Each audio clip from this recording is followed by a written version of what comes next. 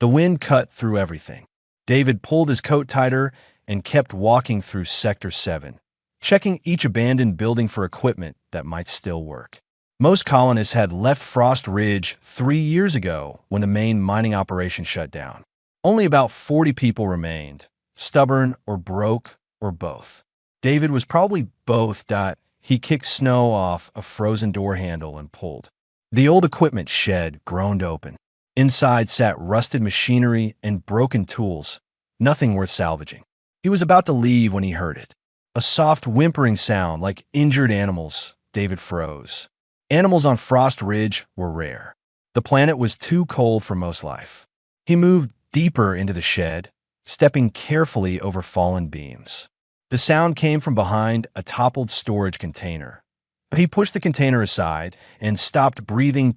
Two small creatures lay curled together in a hollow beneath the floor. They had scales, wings folded tight against thin bodies, and long necks. Dragons.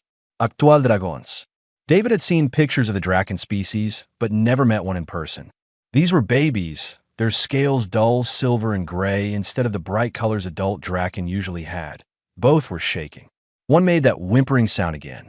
The other had its eyes closed. David knelt slowly. He had no idea if they would bite or scratch or breathe fire. But they looked half dead. Their ribs showed through their scales. Frost covered their wings. One had ice crusted around its nostrils. "Hey," David said softly. "Hey, it's okay." The whimpering one opened its eyes. They were pale blue, clouded with sickness. It looked at David, but did not move. Too weak, probably. The other one did not react at all. David made a decision that would change everything. He stripped off his thermal coat and wrapped both creatures in it. They were cold as metal. He could feel every bone in their bodies as he lifted them. Together they weighed maybe 20 pounds. Dragon hatchlings should be much heavier according to what little he knew. The walk back to his habitat took 15 minutes. The twins barely moved in his arms. David kept talking to them. Nonsense words, just so they would know someone was there. His teeth chattered without the coat. The temperature was 30 below zero. He started running. Inside his small habitat, David cranked the heater to maximum.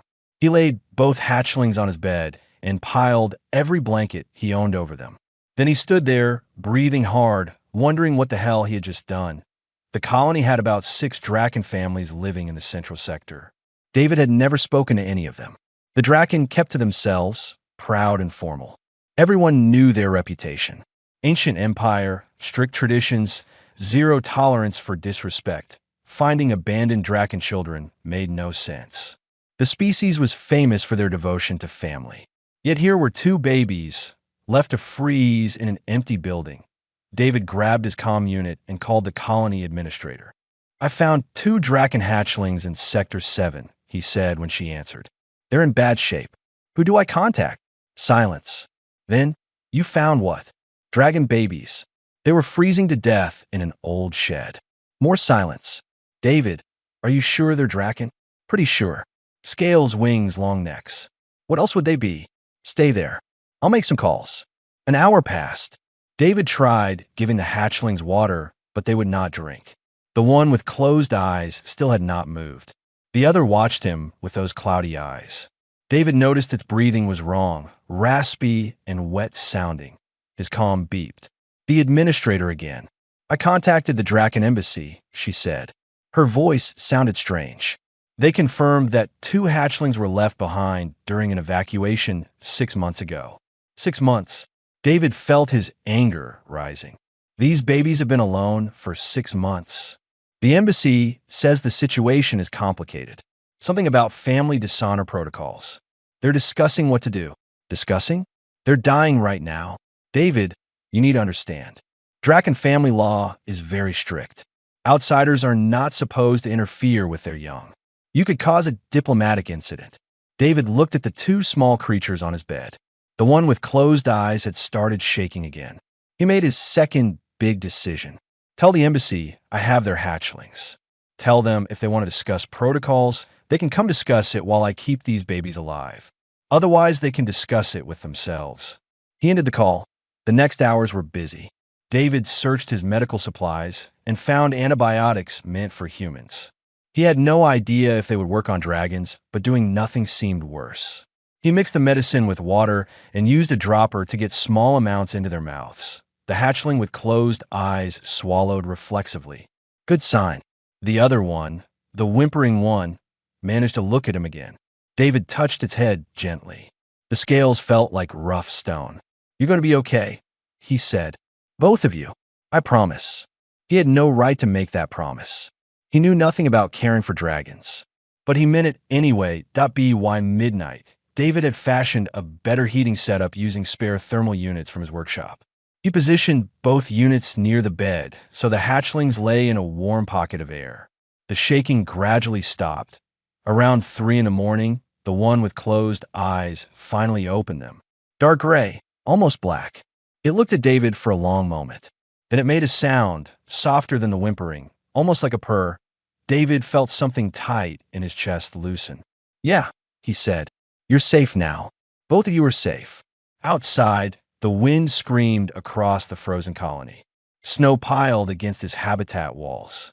David sat on the floor next to the bed, watching 2 abandoned dragon babies sleep, and wondered what he had gotten himself into. The answer would prove bigger than he could possibly imagine. 3 days passed before the hatchlings tried to eat. David had been forcing water into their mouths with a dropper, worried they would die of dehydration before anything else killed them. On the 4th morning, the gray-scaled one lifted its head and sniffed the air when David was eating breakfast. David stopped mid-bite. "You hungry?" The hatchling stared at his food bar. Its nostrils flared. David broke off a piece and held it out carefully. Sharp little teeth snatched it from his fingers. The hatchling chewed once, twice, then swallowed. It immediately opened its mouth for more. Okay. David laughed. "Let's not make you sick." He fed them both slowly, tiny pieces at a time. The silver-scaled one took longer to wake up, but eventually ate too. Their eyes got brighter with each bite. By afternoon, both were sitting up. By evening, they were standing on shaky legs. David watched them wobble around his small habitat, bumping into furniture, exploring everything with their noses. They were curious about his boots, his tools, the humming refrigerator. The gray one tried to bite a chair leg. The silver one found David's spare socks and got tangled in them. "You two are trouble," David said, but he was smiling. That night, the gray hatchling crawled into bed next to David and fell asleep against his side. The silver one followed. They were still cold, their body temperature lower than it should be. David did not mind sharing his warmth. In the morning, his comm unit buzzed with an incoming call. "Official frequency." David answered. "This is Magistrate Krell of the Draken Council," said a deep voice. "You are harboring hatchlings that belong to our people." "Harboring? I rescued them. They were dying." "The circumstances of their abandonment are internal Draken matters. You had no authority to intervene." David felt anger building. "So what was I supposed to do? Leave them to freeze?" The hatchlings were born during the void moon cycle. Their parents brought dishonor to their clan. "Proper protocols require—" "I don't care about your protocols," David interrupted. "I care about 2 babies who were left alone for 6 months. Silence on the line. Then, "You do not understand our ways, human. Those hatchlings carry a curse. They cannot be raised among our people." "Then I'll raise them." "That is not acceptable. They must be returned." "Returned where?" "To another empty building." "That is not your concern. We will send a delegation to retrieve them within the week. You will surrender them at that time." The call ended. David sat staring at his comm unit. The 2 hatchlings were wrestling on the floor, making chirping sounds. They had started making noise the previous day, little chirps and trills. It was the sound of baby dragons playing that he accessed the colony database and searched for information on Draken family law. What he found made him sick. The void moon cycle was considered cursed by traditional Draken society. Any hatchlings born during that time were seen as bad omens. Families who kept such hatchlings faced social exile. Most parents chose exile over abandoning their children. But some chose differently. David found legal precedents. If the hatchlings were officially considered abandoned property rather than family members, colonial salvage law might apply. It was a thin argument, but it was something that he called a lawyer on one of the inner colonies a woman named Ruth Park who specialized in interspecies cases. She listened to his story without interrupting. "This is messy," she said finally. "The Draken will argue you kidnapped their young. Will argue they were abandoned and you rescued them under good Samaritan protocols. Can we win? Maybe. But even if we win legally, you understand what you're taking on? Those hatchlings will grow. Dragons live 200 years. They need special diets, specific environments. And you'll be making enemies of the entire Draken Council." David looked at the two babies. The gray one was trying to climb onto his desk. The silver one was chewing on his boot again. "I'm already their enemy if they expect me to hand over kids to die." Ruth made a sound that might have been approval. "Okay, I'll file the paperwork. Don't let anyone take those hatchlings until we get a hearing." The week passed quickly. David learned more about the twins every day. The gray one was bold, always exploring, always testing boundaries. The silver one was quieter, more cautious, but fiercely protective of its sibling. When David tried to pick up the gray one for a medical check, the silver one positioned itself between them and hissed. "Easy," David said. "I'm not going to hurt anyone." The silver one hissed again, but let him pass. David started calling them by simple names, not the complex Draken titles they would never receive. The gray one became Smoke for his dark scales. The silver one became Ash for her lighter coloring. Both responded to the names within 2 days. On the 8th day, a shuttle landed at the colony. 3 Draken elders emerged, wearing ceremonial armor that gleamed even in Frost Ridge's weak sunlight. They were massive, 8 feet tall, with scales in deep reds and blacks. Their eyes were gold. David met them at the colony administration building with Ruth appearing via hologram. The lead elder, Magistrate Krell, looked at David with obvious disdain. "You will produce the hatchlings immediately," Krell said. "Not until we establish their legal status," Ruth replied. "Their status is clear. They are Draken young, born to Draken parents. This human has no claim. Their parents abandoned them 6 months ago. That changes things." Krell's eyes narrowed. "We do not recognize human law over our family matters. You'll recognize it in a colonial court," Ruth said, "which is where this is heading." The meeting went nowhere. The elders demanded. Ruth argued. David stayed quiet, watching these massive creatures who wanted to take Smoke and Ash back to nothing. Finally, Krell turned to David directly. "You understand that continuing this path means war between you and our people? Your life will become very difficult, human." David met those gold eyes. "Then it gets difficult. I'm not giving them up." Krell's face twisted with rage. The other 2 elders had to physically restrain him. They left making threats, promising legal action, promising consequences. David went home to his habitat. Smoke and Ash rushed to him, chirping excitedly. They had learned to recognize his footsteps. Ash breathed out a tiny puff of smoke, her first attempt at fire. Smoke tried too, but only managed a small spark. David knelt and let both of them climb onto him, their small claws digging into his shirt. "It's us against everyone," he told them. "But we're going to be okay." He hoped he was right. Winter deepened. The temperature dropped to 40 below. David rigged extra heaters in his habitat because Smoke and Ash were still too small to generate proper body heat. They grew fast, though. Within a month, they doubled in size. Within 2 months, they reached David's waist. They followed him everywhere. When David went to work checking equipment, both dragons trotted behind him through the snow. When he ate, they pressed against his legs, begging for scraps. When he slept, they curled around him like living blankets. The legal battle dragged on. Ruth filed motions. The Draken Council filed countermotions. Everything moved slowly through the colonial court system. Meanwhile, the council spread word through their diplomatic channels. David Cole was a criminal who stole Draken children.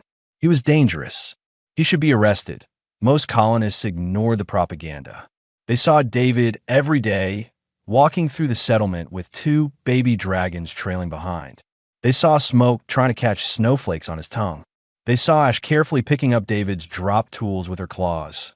Hard to see criminals in that picture, but some colonists worried. A man named Phillips filed a formal complaint with the administrator. Dragons were predators, he argued. They could hurt someone. Children might get scared. The administrator, a tired woman named Sandra Wong, called David to her office. Phillips wants the dragons removed, she said. He's getting other people nervous. Smoke and ash have never hurt anyone. I know. I'm not siding with Phillips. I'm warning you that this might get harder. David ran a hand through his hair. How much harder can it get? 2 days later, the worst storm in Frost Ridge history hit the colony. Wind speeds reached 90 miles per hour. Snow fell so thick people could not see 5 feet ahead. Power failed in sectors 2 and 4. The emergency sirens wailed. David was in his habitat with Smoke and Ash when Sandra's voice came over the emergency channel. All available personnel report to Sector 2. We have families trapped without heat. I repeat, all available personnel to Sector 2 immediately. David grabbed his coat. Smoke and Ash stood up alert. You two stay here, David said. Both dragons moved toward the door. No, it's too dangerous. Ash made a low rumbling sound. Smoke positioned himself next to his sister. Neither moved back. David looked at them. They were 4 months old now, roughly the size of large dogs. Their scales had brightened with good nutrition. Their eyes were sharp and intelligent. If you come, you do exactly what I say. Understood. Both dragons bobbed their heads. They went out into the storm together. Sector 2 was chaos. 3 family habitats had lost power completely. The backup generators were frozen. Children were crying. Adults were trying to keep everyone calm, but the temperature inside the habitats was already dropping. David found Sandra trying to manually restart a generator. Her hands were shaking from cold. The fuel line is frozen solid, she shouted over the wind. We need heat to thaw it, but we need the generator to produce heat. David looked at Smoke and Ash. They looked back at him. How hot do you need it? He asked Sandra. What? David knelt next to the twins. Can you breathe fire on this? He pointed at the frozen fuel line. Smoke stepped forward immediately. He took a deep breath and exhaled. Flame erupted from his mouth, bright orange and focused. The ice on the fuel line began to melt. Sandra stared. Holy! Ash joined her brother. 2 streams of fire hit the fuel line. Within minutes, the ice was gone. David quickly connected the line and pulled the generator start cord. The engine coughed, sputtered, then roared to life. Heat began flowing into the first habitat. 2 more habitats, Sandra said, already moving. Can they do it again? They could. Smoke and Ash worked through the storm, breathing fire on frozen equipment, thawing pipes, warming trapped families. They were tireless. When one got tired, the other took over. They moved through blinding snow like it was nothing, their dragon senses guiding them, where human eyes failed by dawn. All 3 habitats were warm. All 12 people trapped inside were safe. Word spread fast. The dragons everyone was worried about had saved lives. Phillips, who filed the complaint, personally thanked David.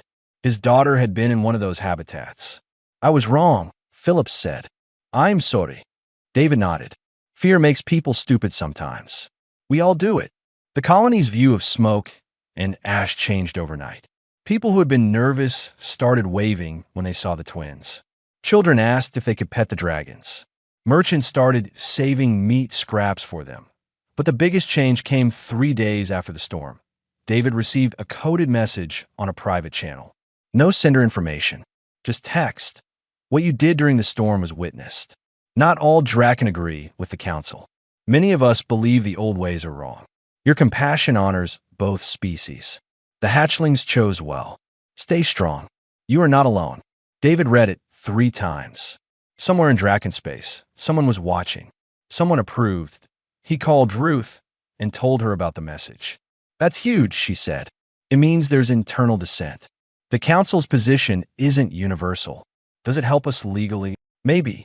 If we can get Draken testimony that the twins were truly abandoned, that the council's cultural justification is disputed, we have a much stronger case. Will anyone actually testify? I don't know. But someone sent you that message for a reason. That night, David sat with Smoke and Ash watching the stars through his habitat window. Both dragons had grown again. Smoke was developing small horns. Ash's wing membranes were getting stronger. You two are causing quite a stir, David said. Ash made a contented rumble, and rested her head on David's lap. Smoke curled up on his other side. They had been together for months. It felt like forever. David could barely remember life before finding two frozen hatchlings in an abandoned shed. Could barely remember sleeping alone, eating alone, living alone. "We're family now," he said quietly. "Whatever happens, we're family." Both dragons chirped in agreement. Outside, the stars burned cold and distant. But inside the small habitat, three beings from two different worlds kept each other warm against the universe's indifference. Spring arrived slowly on Frost Ridge. The temperatures climbed to 20 below zero, which felt tropical after the winter. David started taking Smoke and Ash on longer walks beyond the colony perimeter. They needed exercise. At 6 months old, they were nearly as tall as David, with powerful legs and growing wings. Smoke could fly short distances now, hopping from building to building. Ash was more cautious, testing her wings with small jumps. David worried about them flying too far and getting lost, but they always stayed close. Always came when he called that. He taught them other things too. How to read basic human writing. How to use tools despite their claws. Simple mathematics using stones and scratches in the dirt. They learned faster than any child David had ever known. In return, the twins taught David about dragon senses. How they could smell water under frozen ground. How they could hear machinery failing before it broke. How they could sense temperature changes hours before they happened. "You're better than any diagnostic equipment the colony has," David told them one afternoon. Smoke puffed out his chest proudly. Ash just rolled her eyes, a gesture she had learned from watching David. The court hearing was scheduled for late spring. Ruth was confident but cautious. The Draken Council had hired expensive lawyers. They were preparing arguments about cultural sovereignty, about the sanctity of their family structures, about humans interfering in matters they did not understand. "They'll make you look like a kidnapper," Ruth warned. "They'll say you stole children for your own purposes. Let them say it. The truth is simple. I found dying babies and kept them alive." Simple isn't always enough in court. David knew she was right, but he also knew he would not give up Smoke and Ash. Not to the council. Not to anyone. Then something unexpected happened. A supply ship arrived from the inner colony's routine delivery. But one passenger got off who was not routine. A young Draken female, barely into adulthood, with bright green scales and nervous eyes. She asked for David by name. They met in a private room at the colony administration building. The young Draken was tall, maybe 7 feet, but she held herself small. Scared. "My name is Sarah," she said in accent of human standard. "I came to see the hatchlings everyone is talking about." "Why?" "Because my parents wanted to abandon my younger brother. He was born during the void moon too. I helped them escape instead. We've been hiding for 3 years. David leaned forward. "Where's your brother now?" "Safe. On a mining station where no one asks questions." But he should not have to hide. None of the void moon hatchlings should. There are others, many others, scattered across the colonies, hiding with sympathetic families, living under false names. The council pretends we do not exist. But we do. Sarah pulled out a data chip. These are testimonies from 15 Draken families who rejected the old ways. Parents who kept their void moon children despite the consequences. They are willing to testify that the council's position is cultural extremism, not universal Draken belief. David took the chip carefully. This could change everything. That's why I brought it. What you're doing with the twins, it's giving others courage. If you win, if you prove that someone can stand up to the council, more families will stop hiding. What if I lose? Sarah's eyes darkened. Then we keep hiding, and more hatchlings die alone in places like Sector 7. David gave the chip to Ruth immediately. She reviewed the testimonies and called back within hours, her voice excited. "This is gold. Actual Draken citizens contradicting the council's claim that all their people support these abandonment protocols. It completely undermines their cultural sovereignty argument. Will the court accept it? They have to. These are legitimate witnesses willing to testify under oath." The news leaked fast. Within days, galactic media picked up the story. Human networks ran headlines. Draken families defy ancient council to support human guardian. Hidden community of void moon dragons revealed. Cultural rift divides Draken Empire. A journalist from a major network came to Frost Ridge, a human woman named Lisa Chun. She interviewed David, Sandra, several colonists. Then she asked to interview Smoke and Ash. David was skeptical. They're still young. They don't really understand human politics. Let me try, Lisa said. She set up cameras in David's habitat. Smoke and Ash were curious about the equipment, sniffing everything. Lisa sat on the floor at their level. Can you understand me? She asked. Both dragons nodded. I want to ask about David. About the human who found you. What is he to you? Ash looked at Smoke. Smoke looked at David. Then Smoke did something David had never heard before. The dragon spoke in human language. Father, Smoke said, the word rough and accented but clear. He is our father. David's breath caught. Ash nodded. Father found us, saved us, taught us. He is our father. We are his children. Lisa's eyes were wide. You consider yourself as family? Yes, both dragons said together. The interview went viral across human space. Footage of two young dragons clearly stating that a human was their father, that they chose him as family, spread through every network. Billions of people watched. The Draken Council issued a statement calling it propaganda. But many Draken citizens, especially younger ones, saw something different. They saw children who loved their father regardless of species. They saw a bond that made a mockery of the old honor codes. Protests started on Draken homeworlds. Young Draken demanded reform. Elder Draken argued for tradition. The Empire split into factions almost overnight. Back on Frost Ridge, David sat with Smoke and Ash, trying to process what was happening. You call me father, he said quietly. You are, Smoke replied, his human language getting better each time he used it. Not Draken father. Not human father. Just father. Ash pressed against David's side. Does it upset you? No. David wrapped his arms around both of them. It's the greatest honor anyone has ever given me. That night, David received another coded message. The hearing is now being watched by every government in the galaxy. Win or lose, you have already changed everything. The council can never go back to the old ways. Thank you for your courage. David looked at his two children, one gray, one silver, both curled up and sleeping peacefully. Courage, the message said. But David did not feel courageous. He just felt like a father protecting his kids. Maybe that was the same thing. The tribunal convened on the orbital station above Frost Ridge. Neutral ground, they called it. A place where neither human nor Draken law dominated. Representatives from a dozen species came to observe. This case had become bigger than one human and two dragons. It had become a test of cultural sovereignty versus individual rights. David wore his only good shirt. Smoke and Ash wore nothing but their scales, now gleaming with health. Both dragons had reached their juvenile stage at 8 months old. They stood 6 feet tall, with fully developed wings and the intelligence of human teenagers. Ruth met them at the station dock. Ready? No, David admitted. Good. Nervous people make careful choices. She looked at Smoke and Ash. You two know what to do. Both dragons nodded. They had practiced their testimony for weeks. The tribunal chamber was massive, designed to accommodate large species. The 3 judges sat on an elevated platform. One human, one Draken, one from the insectoid chitic species. Neutral as possible given the circumstances. The Draken Council's lawyers went first. They argued for 2 hours.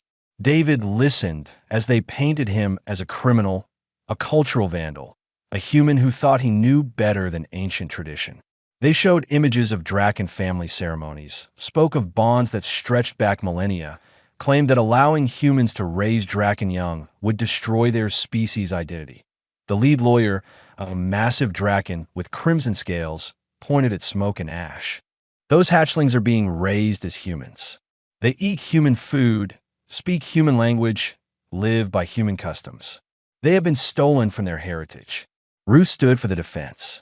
She presented the testimonies from Sarah and the 15 families. She showed medical records proving Smoke and Ash had been hours from death when David found them. She presented the coded messages from Draken citizens supporting David's actions. The council claims universal cultural support, Ruth said. But we have evidence of significant internal dissent. Many Draken believe the Void Moon protocols are archaic and cruel.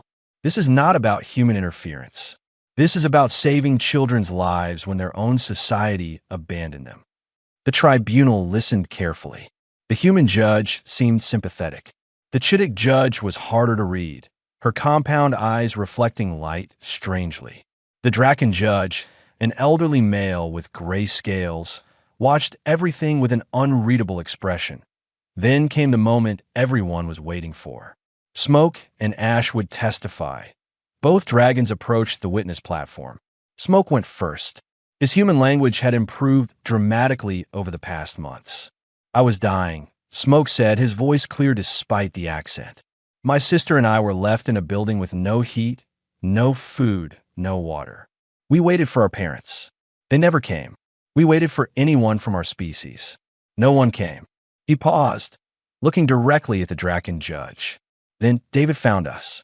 He could have walked away. We were not his species, not his responsibility. But he wrapped us in his coat and carried us home. He fed us from his own rations. He gave us his bed. He protected us when the council wanted to take us back. Take you back where? The human judge asked. Nowhere, Smoke said flatly. The council wanted us returned to where we were found. To do properly, to not embarrass them further. Murmurs filled the chamber. The Crimson lawyer stood. That is a mischaracterization, is it? Ash cut him off. She had been quiet until now. You told David that proper protocols required you to let nature take its course. Your words. We heard the recording. The lawyer's expression darkened, but he said nothing. Ash continued. David taught us to read, to think, to survive. He taught us about honor by showing it, not just speaking it. When a storm came, he brought us to help save families, even though it was dangerous. He treats us as equals, as children worthy of love and education. But he is not Draken, the Draken judge said, speaking for the first time. How can he teach you your own culture? Ash looked at the elderly dragon.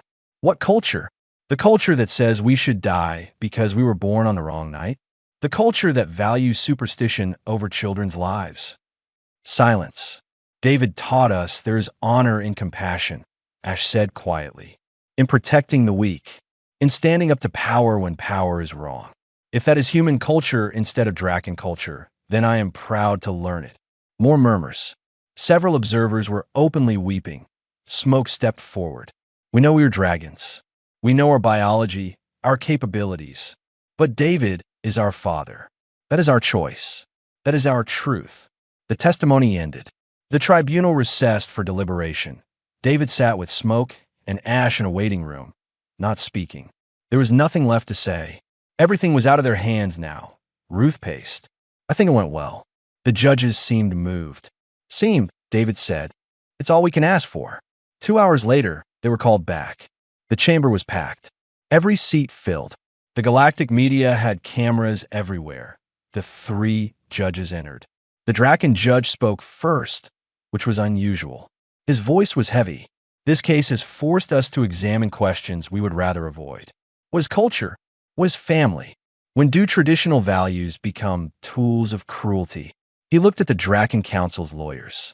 The council argues for cultural sovereignty. They claim the right to enforce their traditions without outside interference. Normally, this tribunal would agree. But this case is different. The judge gestured to Smoke and Ash. These are not hatchlings anymore.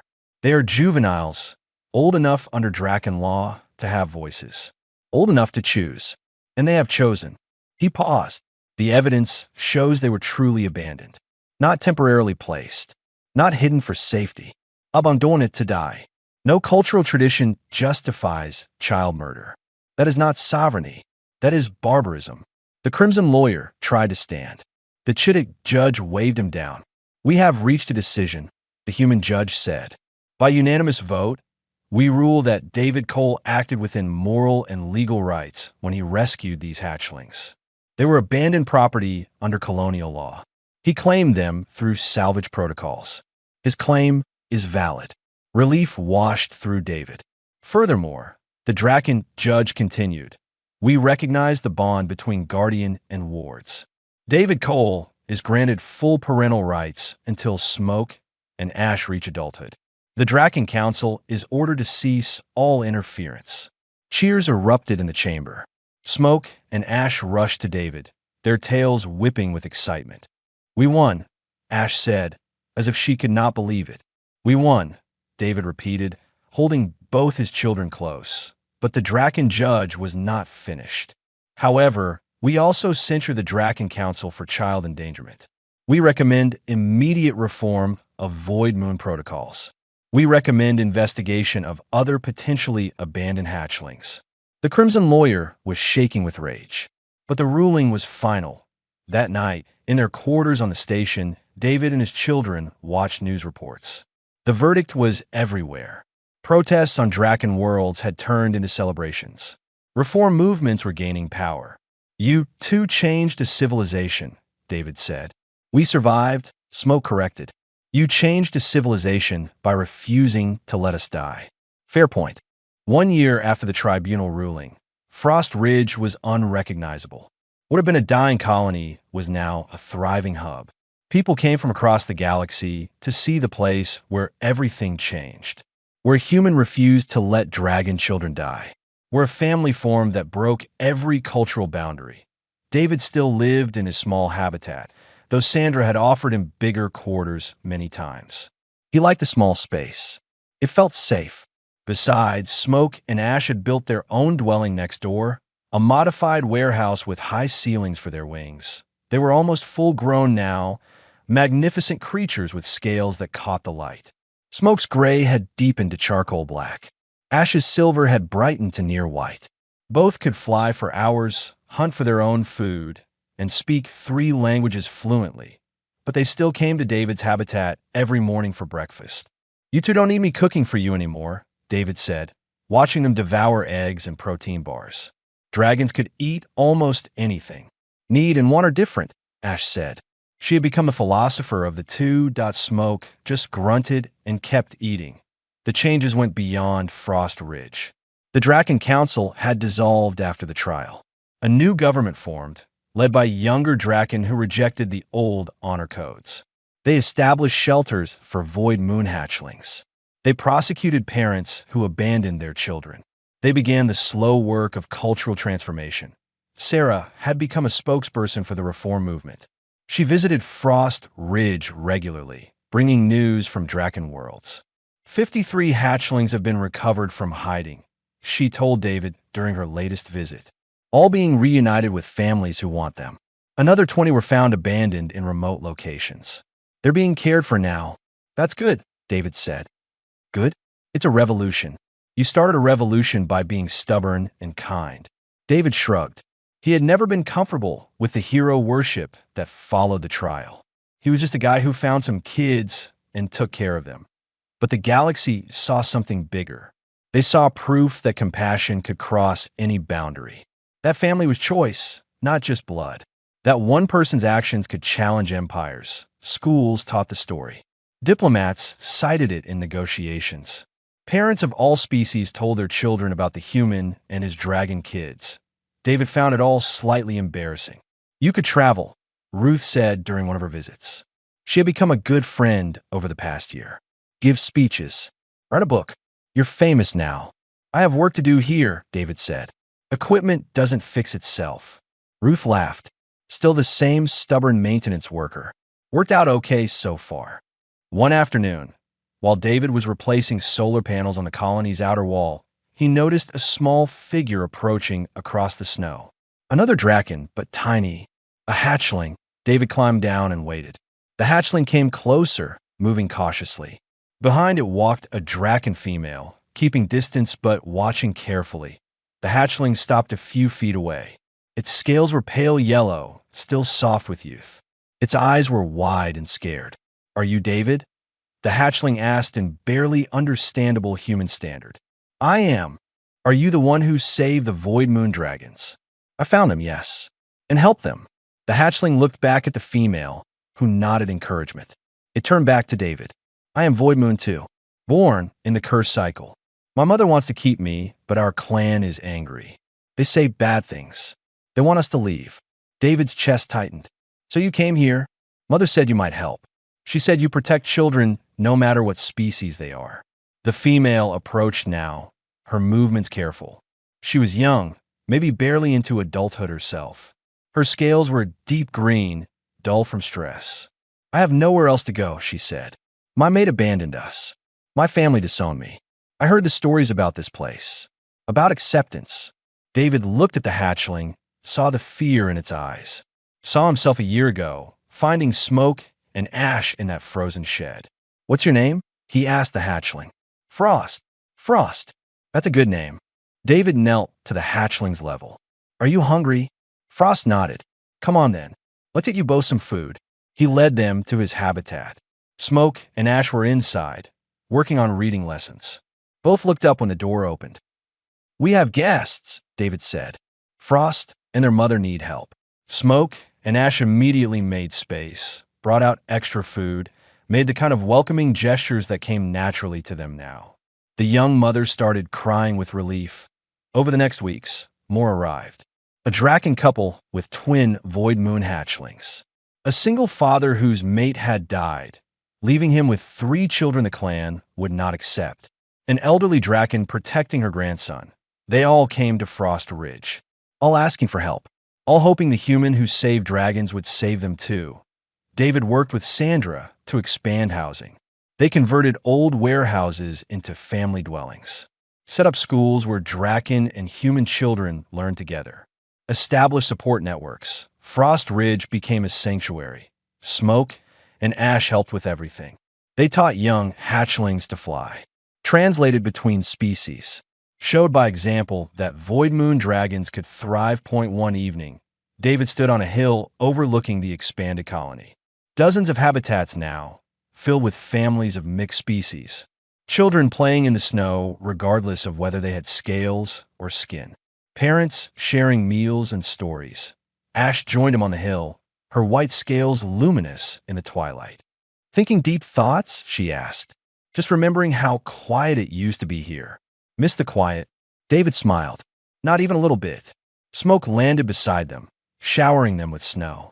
Mother Sarah is visiting next week. She wants to establish a formal exchange program. Draken students studying human culture. Mother Sarah? David raised an eyebrow. She told us to call her that. Said if you could be father to dragons, she can be mother to the movement. David laughed. Family kept expanding in unexpected ways. They sat together watching the colony lights come on one by one. David thought about how everything had started. 2 frozen hatchlings in a shed. A simple choice to not walk away. Do you ever regret it? Ash asked quietly. Your life was simpler before us. David put his arms around both his children. They were too big for him to fully embrace now, but they leaned into the gesture anyway. Simple isn't always better, he said. You two taught me that. Below them, Frost was learning to fly with help from older hatchlings. The young dragon stumbled, fell, tried again. Children cheered each attempt. We should go help, Smoke said.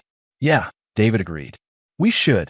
They walked down the hill together, father and children, toward the noise and light and messy, beautiful chaos of family. Real family. Chosen family, the kind that mattered most.